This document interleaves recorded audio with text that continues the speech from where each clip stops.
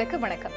இந்த கண்டென்ட் பண்ண போறேன் அப்படின்னு சொன்னது ஒரு டீ லவரா எனக்கு ரொம்பவே கனெக்ட் ஆச்சு, ரொம்ப யூஸ்ஃபுல்லாகவும் இருந்துச்சு. உங்களுக்கும் தேவைப்படும் அப்படின்னு நினைக்கிறேன். காலையில எந்திரிச்சா டீ, வெயில் அடிச்சா டீ, மழை அடிச்சா டீ, ஆஃபீஸ் போனா டீ, ஆஃபீஸ்ல திட்டு வாங்கினா டீ, நல்ல பேர் வாங்கினாலும் டீ, நைட்டு தூங்க போனாலும் டீ, இப்படி எல்லாத்துக்குமே டீ தான்.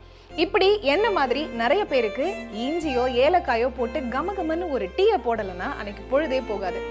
கவுண்ட்லெஸ்ஸாக போயிட்டே இருக்கும். ஆனால் ஒரு நாளைக்கு 3 இல்லைன்னா 4 கப்புக்கு மேலே குடிக்கிறப்போ நம்ம கொஞ்சம் அதிகமாக தான் போகிறோமோ அப்படின்னு ஒரு கேள்வியும் கூடவே வரும்.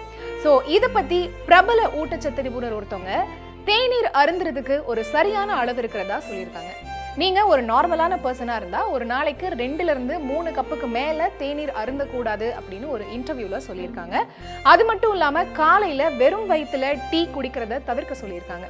அதுக்கு பதிலாக ஜூஸா கூட வேண்டாம், ஒரு பழம் சாப்பிட்டு உங்கள் நாளை தொடங்குங்க அப்படின்னு சொல்லியிருக்காங்க.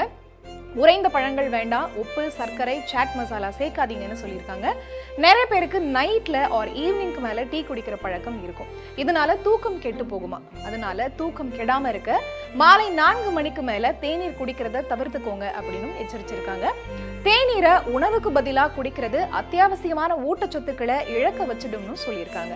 ஆனாலுமே அவங்க இமயமலைக்கு ஒரு தடவை போனப்ப தான் சந்திச்ச 85 வயசு பாட்டி ஒருத்தவங்க ஒரு நாளைக்கு 50 கப்பு டீ குடிச்சாலும் அவங்களுக்கு அசிடிட்டி வரதில்லைன்னு வேடிக்கையா சொன்னதை நினைவு கூர்ந்து, நீங்க அப்படிப்பட்ட விசேஷமான ஒரு ஆத்மாவா இருந்தா நீங்க விரும்பிய அளவுக்கு டீ குடிச்சுக்கோங்க அப்படின்னு நகைச்சுவையா சொல்லியிருக்காங்க.